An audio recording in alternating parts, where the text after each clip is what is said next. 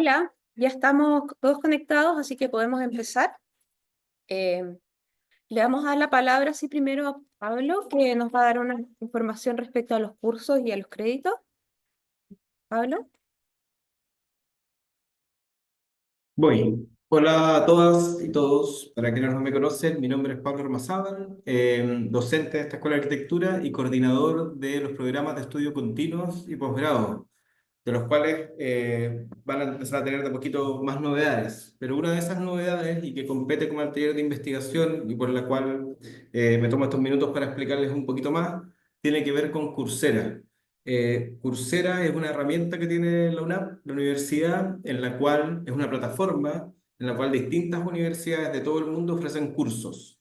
La gracia que tienen es que efectivamente, como es una universidad quien está ofreciendo un curso, ese curso tiene una acreditación, lo que se llaman como microacreditaciones. Y hay dos líneas de trabajo en las cuales estamos apoyando con Coursera. En esta, por ejemplo, un taller, pero también lo van a ver más adelante con los títulos y eventualmente también en las prácticas, que es tratar de meter algunos cursos que son de interés para el estudiantado y que colaboren con el desarrollo del taller, en este caso el taller de investigación, o con el desarrollo también de aumentar su currículum, sus conocimientos para el currículum cuando están a punto de salir, por ejemplo, en título, con algunas cosas muy específicas de formación. En el caso de ustedes, tienen licencias activas de dos cursos. Uno es escritura académica, estilos de citación y referenciación, que es de la Universidad Nacional de Colombia, y otro que es fundamentos de la escritura académica con el Tecnológico de Monterrey. ¿Ok? Esos son dos cursos que lo pueden ver hoy día. Si es que sus docentes hicieron bien toda la activación a través de Canvas, los van a ver ahí disponibles en Canvas. Y la idea es que a través de Canvas ingresen a Coursera y los puedan rendir como se vaya orientando desde el propio taller de investigación en qué momento los van a hacer, y todos están activos durante un periodo hasta creo que hasta el 7 de mayo las licencias para ustedes como estudiantes del taller de investigación. Voy a pasarles un video, que es un video que después se los vamos a hacer llegar, que es, no sé muy bien cómo lo llaman, pero es una tutoría para que efectivamente puedan desde Canvas activar sus cursos de Coursera y después realizarlos. Me imagino que puedo compartir pantalla, sí, con sonido. Ahí están viendo el video, ¿cierto? ¿Sí? ¿Se ve? Ya.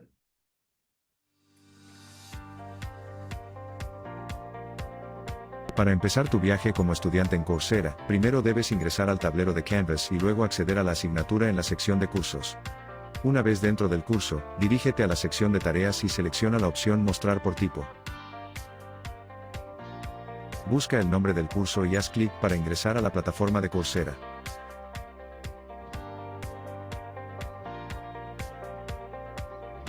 Si es tu primera vez accediendo, tendrás que crear una cuenta con tus credenciales de la universidad, es decir, con tu correo @andresbello.edu, y la contraseña que utilizas para acceder a esa cuenta. Si ya has ingresado antes, tu cuenta quedará guardada gracias al sistema de inicio de sesión único, SSO.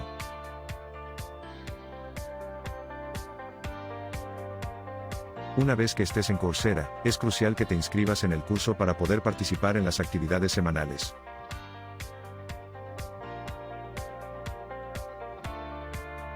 Para iniciar el curso, haz clic en el botón Comenzar. Cuando ingreses a Coursera, puedes retomar tu recorrido en el curso, haciendo clic en el botón Reanudar. La navegación en el curso es bastante simple. Las unidades generalmente están organizadas por semanas. En estas unidades podrás encontrar recursos de lectura, podcast, videos, entre otros. Es importante tener en cuenta algunas recomendaciones. Siempre debes ingresar a Coursera a través de Canvas para asegurar que tus notas se sincronicen con el libro de calificaciones. Además, en la sección Tareas y al seleccionar Mostrar por tipo, verás que aparece el nombre del curso en la parte superior y posteriormente otros títulos adicionales. La primera fila corresponde al curso. Al hacer clic en ella, ingresarás a Coursera. Las filas siguientes corresponden a las evaluaciones del curso, y no es necesario que les hagas clic. Que tu recorrido por Coursera sea todo un éxito.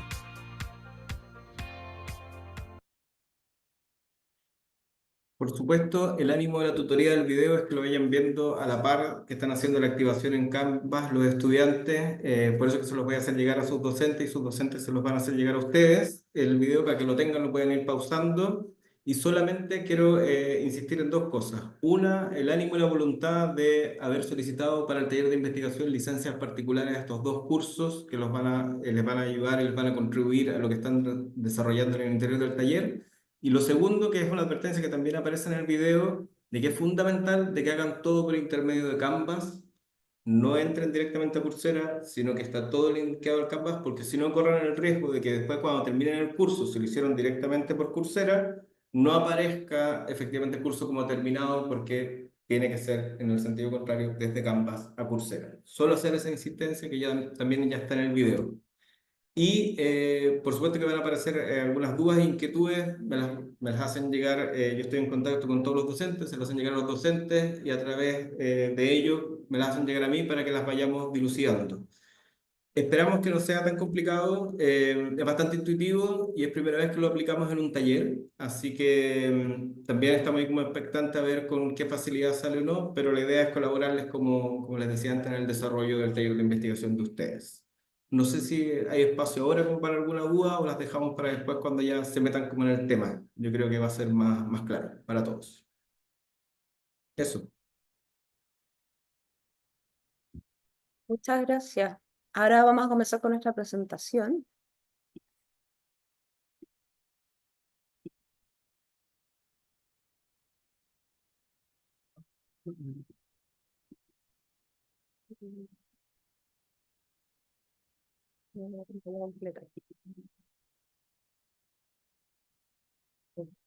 La clase del día de hoy se titula Diseño y formulación de una propuesta de investigación y como les mencioné anteriormente lo vamos a mostrar con Catalina Marchal, María José Castillo y Anita Puig, que somos diferentes secciones, pero estamos juntas para esta pequeña cátedra.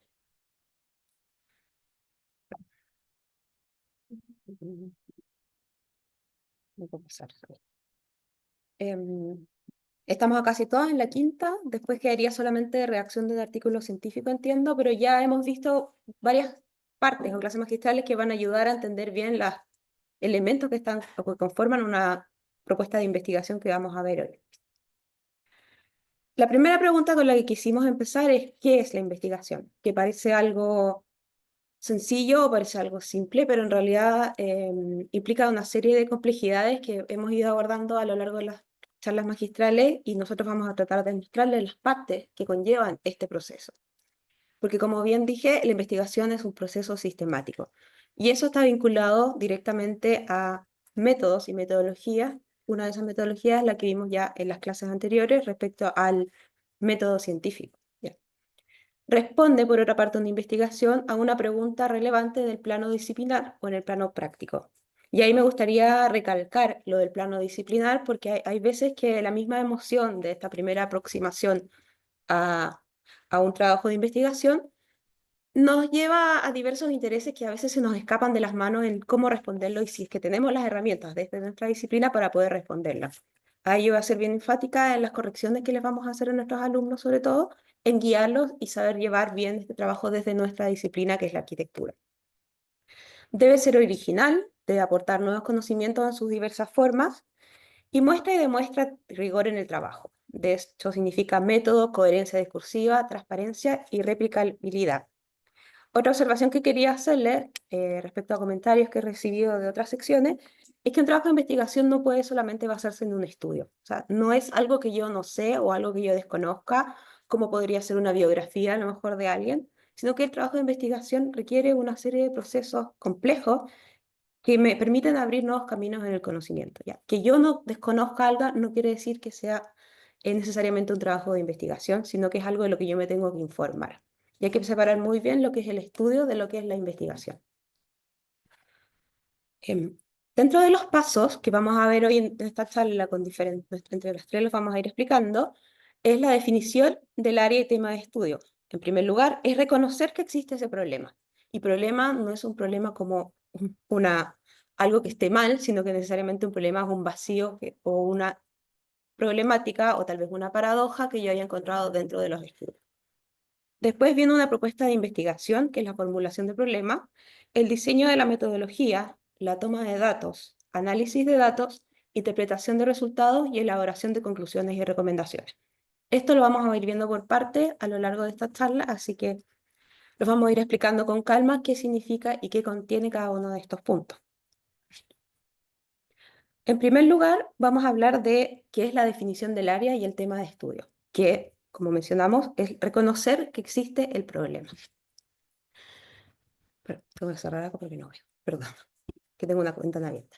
Es, en primer lugar, una identificación de un área tópico de estudio, lo que en grandes rasgos hemos llamado los binomios. Es amarrarte a un área, identificar esta área desde mis intereses o desde donde yo lo quiero estudiar. El tópico puede ser amplio o puede ser bien específico, dependiendo de los recursos con que se cuenta para conducir la investigación. En eso hay que ser enfático en los tiempos que tenemos como curso, en las herramientas que tengo yo como arquitecto y también en los conocimientos que tengo yo sobre un tema, ¿ya? No podemos estar estudiando todo lo que se ha escrito sobre un área o un tópico, sino que también hay que tener cierta base para entrar en un tema de estudio. Acá propusimos dos ejemplos de un tópico amplio y de un tópico específico, que podría ser investigación que tiene como objetivo el desarrollo de herramientas para estudiar el desempeño de edificios en cuanto a eficiencia energética versus un tópico más específico que es una investigación vinculada a un único edificio y su materialidad para saber más sobre el desempeño energético en la medida que estos van variando. Como se fijan, los dos pertenecen a un área y un tema de estudio, sin embargo, el enfoque que yo le estoy dando es si es que lo deriva en un tema amplio o un tópico específico.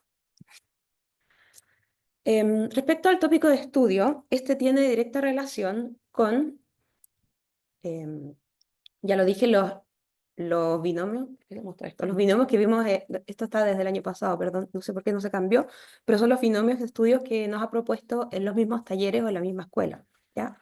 Son áreas amplias desde donde yo me amarro para empezar a establecer una problemática.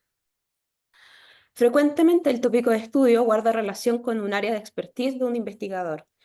Es mejor que nosotros tengamos cierta base de conocimiento para empezar a abordar un tópico y no entrar, como les dije, desde cero, porque se les va a hacer muy difícil. En primer lugar, porque estamos dentro de un contexto de pregrado. Segundo, porque van a tener que informarse mucho sobre ciertas cosas antes de llegar a problematizar o generar una propuesta de investigación.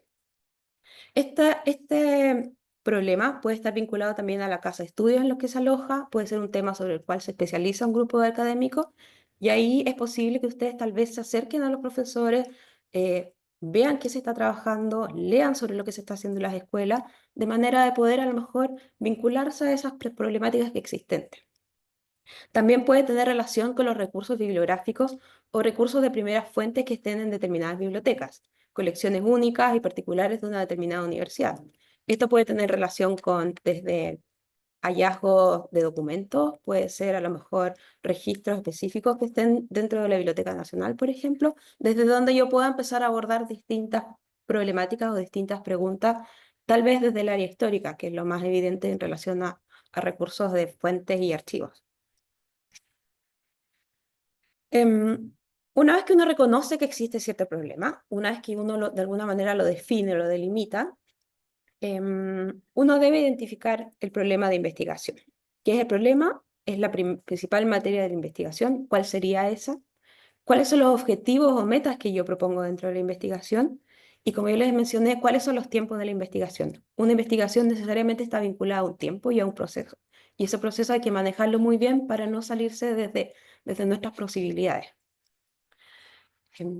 Luego viene yo me imagino que estamos empezando casi todas las secciones en la revisión de la literatura, ¿ya? Que es donde yo me informo, donde yo profundizo en esa problemática y donde yo empiezo a vislumbrar estas áreas o estos vacíos del conocimiento. En primer lugar, cuando uno hace la revisión de la literatura, empieza a clasificar objetivos y metas de la investigación, identifica a lo mejor palabras claves y conceptos a partir de los cuales yo empiezo a problematizar un poco más la literatura.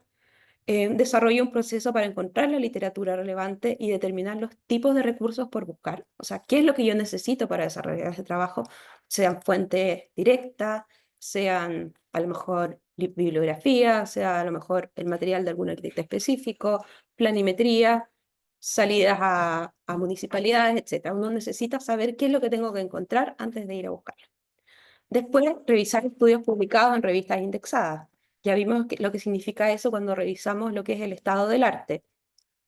Una vez que maneja cierta base ya de información, uno debe organizar esa literatura. O sea, lo pueden organizar por problemáticas, por preguntas, por a lo mejor cronológicamente o por periodos de tiempo.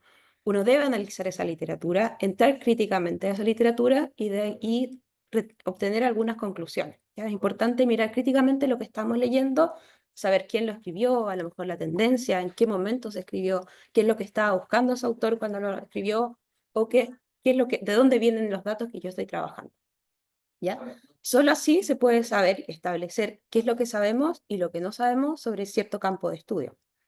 Por último, escribir la revisión de literatura, lo que podría ser incluido en un paper de la investigación. O sea, los papers a veces tienen este ítem que es el marco teórico, donde se revisa y se da cuenta de la literatura que ha sido revisada para poder establecer el problema.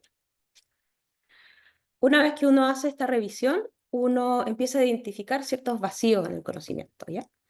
Estos vacíos pueden ser problemas, pueden ser cruces que no se han dado dentro del mismo tema o tópico, y uno debe de alguna manera empezar a priorizar esos vacíos como conducentes de investigación.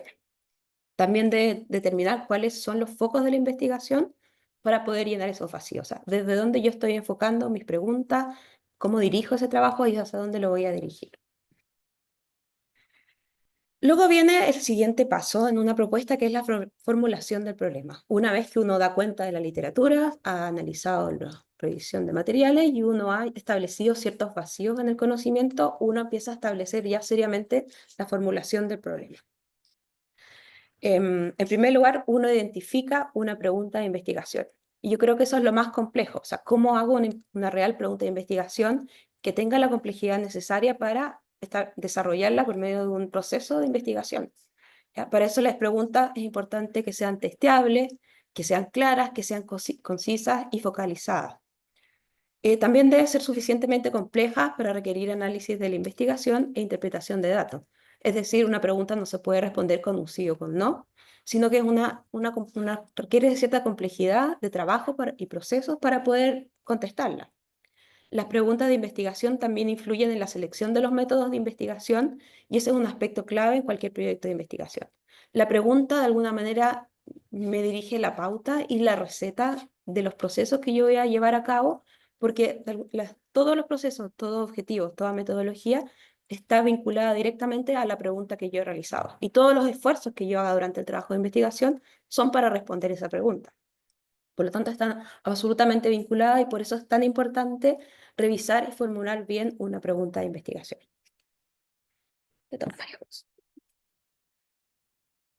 Hola a todos.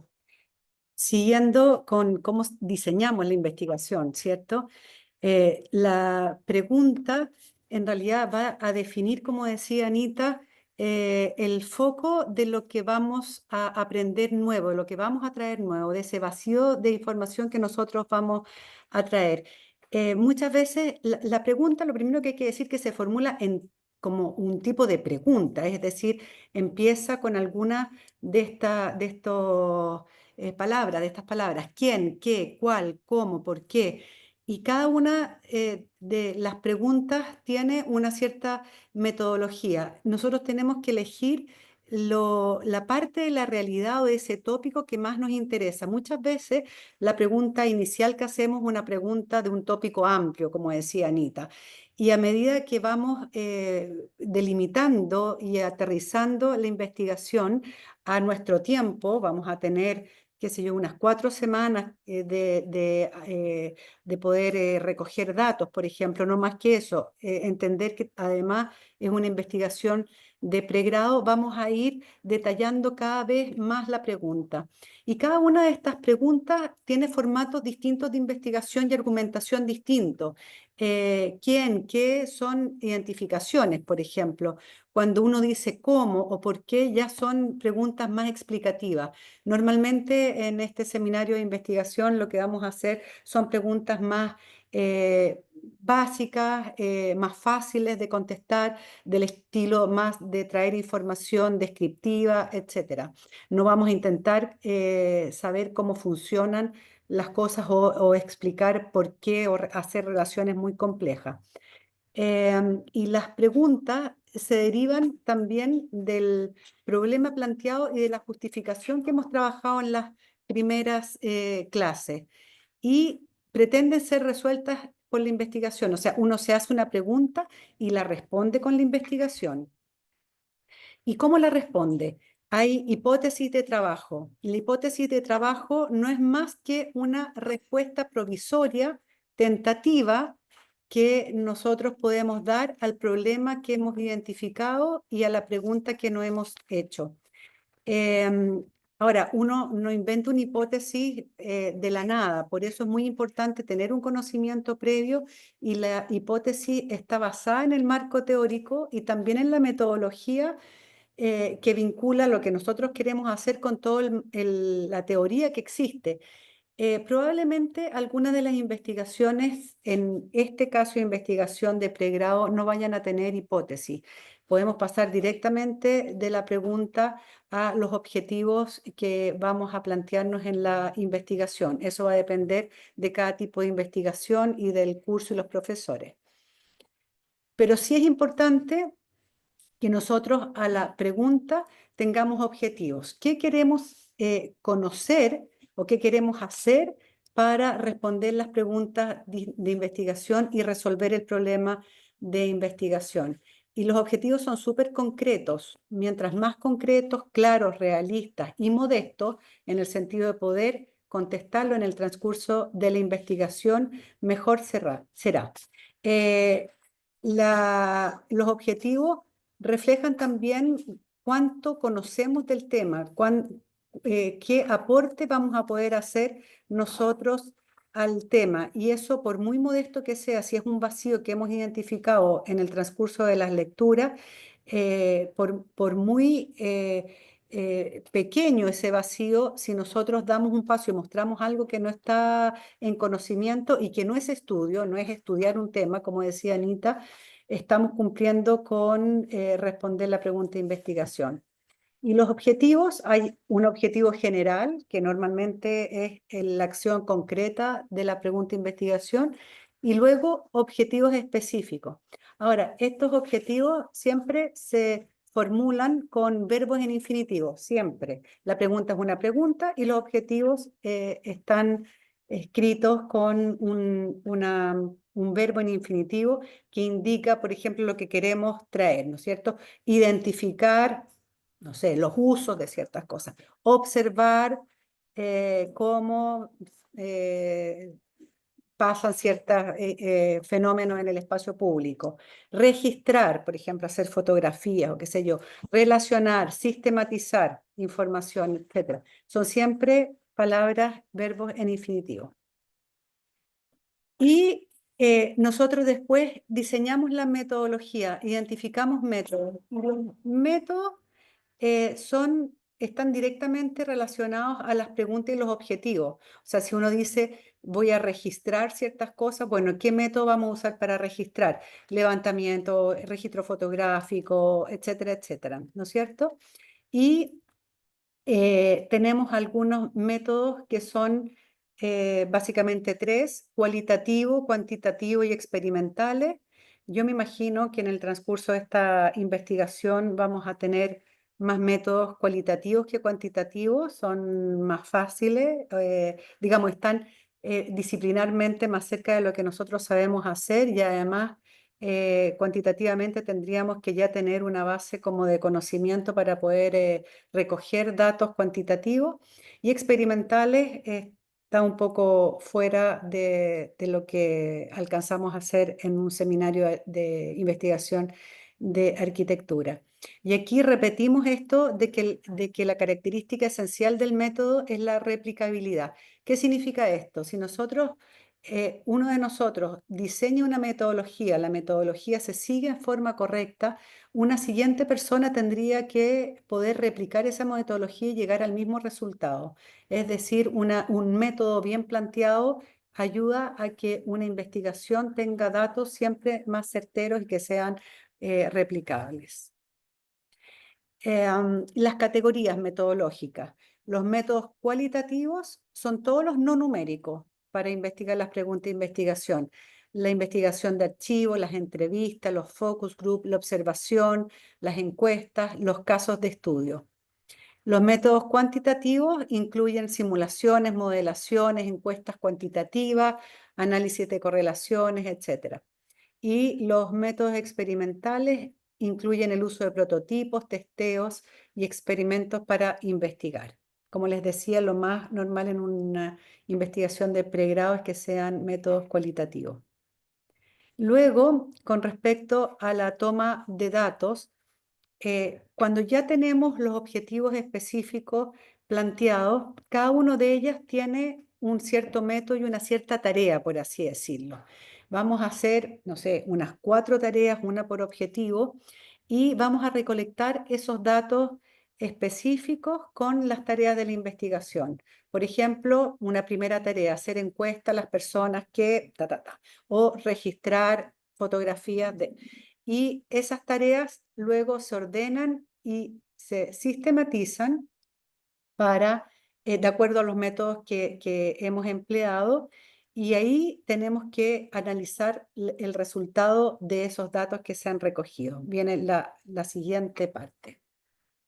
El análisis de datos, tenemos que, cuando ya tenemos todas las tareas hechas, por decirlo así, nosotros tenemos que identificar la información que nos permite decir, bueno, estos son los resultados que tenemos. Para analizar esos datos, tenemos que usar la metodología que hemos planteado y depende de la naturaleza de los datos levantados, como en las encuestas o las observaciones en terreno, etcétera. Cada una de ellas tiene su propia manera de analizar los datos. Y cuando obtenemos los resultados, luego tenemos que interpretarlos. Es importante decir que el marco teórico, toda la literatura sirve para plantear la pregunta, pero también para plantear los métodos y también para interpretar los resultados. Por eso es importante que la lectura y el marco teórico lo hagamos lo más al principio de la investigación para poder guiarla en forma completa. Bueno, y para continuar con lo mencionado por Anita y María José, el sexto paso al cual nos vamos a referir es el de la interpretación de los resultados. ¿Ya? O sea, una vez que ya los resultados, ¿no es cierto?, estén disponibles y organizados, dependiendo de la naturaleza de ellos, los podemos empezar a estudiar y entender y ver qué es lo que nos están diciendo estos datos, estos resultados. Y lo que ello significa para la investigación. Entonces, en el fondo ahí hay un ejercicio de volver atrás, de volver a poner, digamos, en escena la pregunta de investigación, de modo de poder empezar a dialogar con el trabajo, que muchas veces son trabajos que se extienden en el tiempo y uno va avanzando y a veces es difícil volver atrás y empezar a poner en diálogo lo que uno hizo hace unos meses atrás con lo que están apareciendo los resultados, con lo que está surgiendo entre los resultados. Y un séptimo paso tiene que ver con la elaboración de conclusiones y recomendaciones. Si bien también esta sección se puede también desglosar en más apartados, lo que frecuentemente, al menos con Anita, hemos pedido a nuestros estudiantes es que elaboren un capítulo de conclusiones y de recomendaciones para futuras investigaciones. O sea, a partir de lo que nosotros fuimos dilucidando y encontrando, seguramente ustedes van a empezar a reconocer nuevas preguntas de investigación a partir de lo identificado, a partir de sus resultados también. Y eso siempre es bueno dejarlo mencionado para que otros investigadores e investigadoras puedan tomar esa posta y continuar.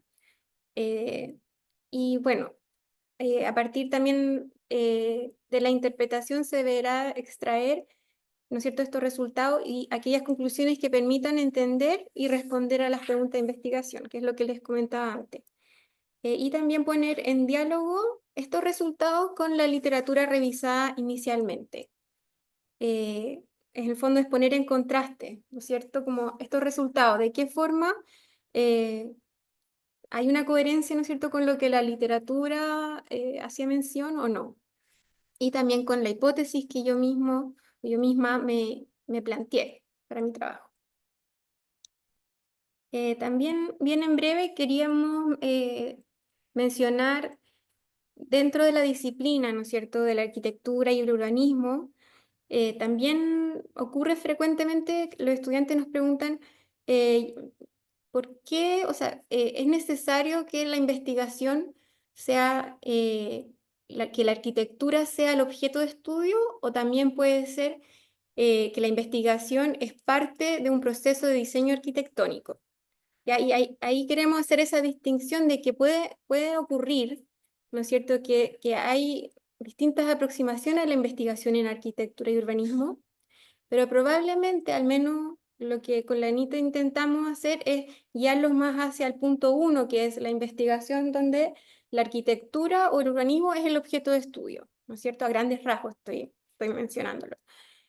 Porque de esa forma porque nosotros no vamos a diseñar, ¿no es cierto? No es un ejercicio proyectual el que vamos a hacer, salvo algunos casos a lo mejor que ustedes han ido conversando con sus profesores o profesoras y hay un acuerdo ahí, pero lo más probable es que sean, en este taller tengamos trabajos de tipo más bien donde se estudia la arquitectura o el urbanismo como el objeto, ¿ya? Aquí en el fondo consiste en tomar una obra, un conjunto de obras, de arquitectura como objeto de estudio, o también pueden ser fenómenos, no solamente obras, ¿no es cierto? Fenómenos, ya sea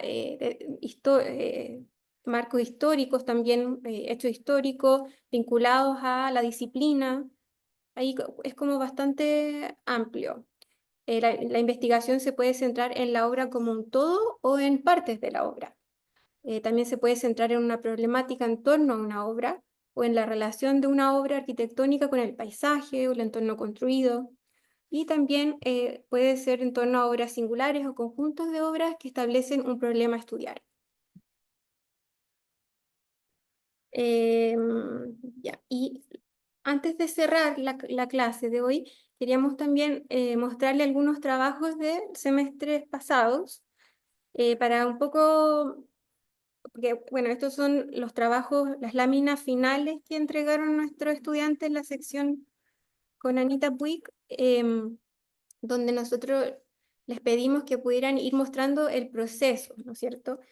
Si bien ellos también entregaban un trabajo escrito, con una extensión significativa, les pedimos para la conferencia que se organizó a fin de año, el ejercicio de conferencia que estuvo liderado por Kiara, les pedimos, ¿no es cierto?, estas láminas, donde por una parte ellos tenían que ir dando cuenta de la problemática identificada, como digamos, los primeros pasos, ¿no es cierto?, identificar esta problemática, después empezar a entender esa problemática o fenómeno y apoyarse de la revisión de la literatura, la elaboración de un marco teórico y después empezar a recolectar los datos. ¿Ya? Y por ejemplo, en este trabajo de Thomas Paul, él realizó un estudio de la accesibilidad, cómo era la accesibilidad universal en la red de museos del Parque Quintana Normal. Entonces, estudió todo, digamos, los distintos museos y hizo como una evaluación de la infraestructura de accesibilidad universal, dando cuenta mediante, ¿no es cierto?, dibujos y planos, cuáles eran los puntos críticos, y un trabajo en el fondo que requirió levantar información, levantar datos, ordenarlos, clasificarlos y ir viendo después los resultados para obtener conclusiones. Después tenemos el trabajo de Javiera Rojas, que con una aproximación más urbanista hizo una evaluación del impacto de la planificación del transporte público en la accesibilidad al Hospital de Curicó para personas con discapacidad.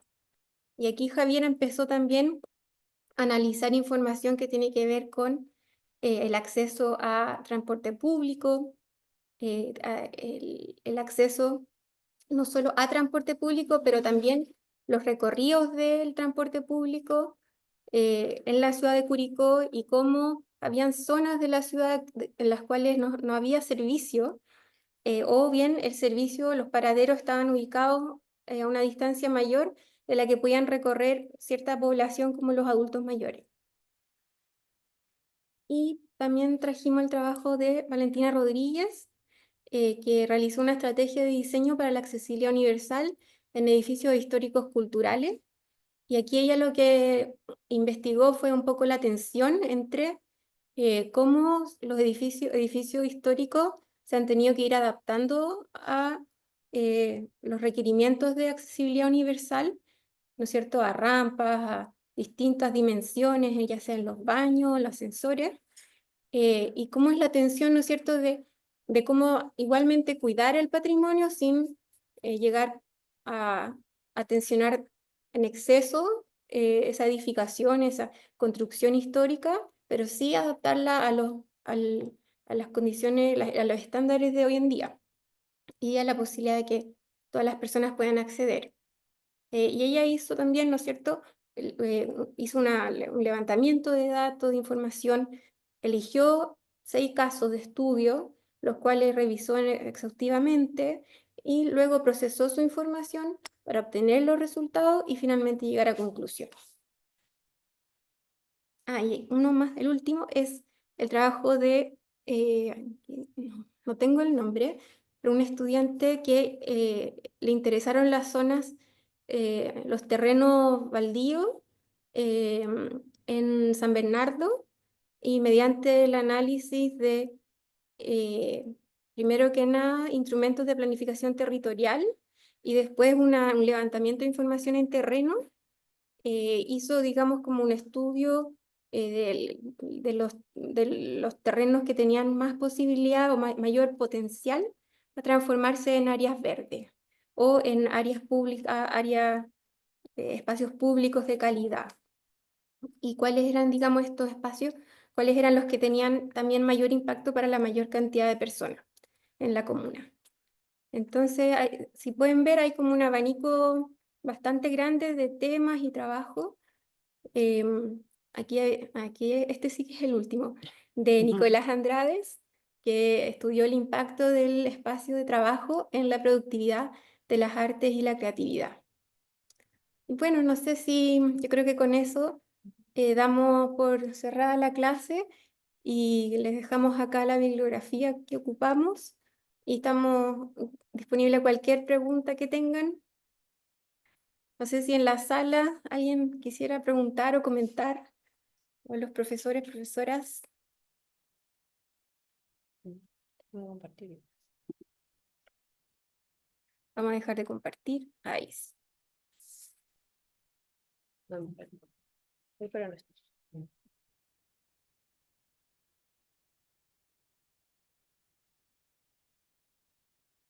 Claro.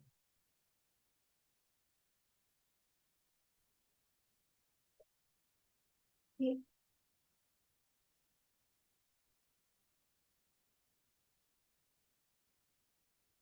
Bien, bueno, si no hay preguntas, entonces estaríamos listos por ahora, salvo que algún profesor, profesora quiera comentar algo, agregar algo que...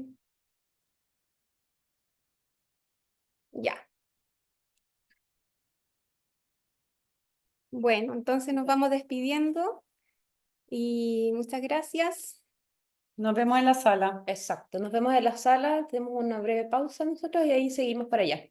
Así que Chao, chao, que estén muy bien.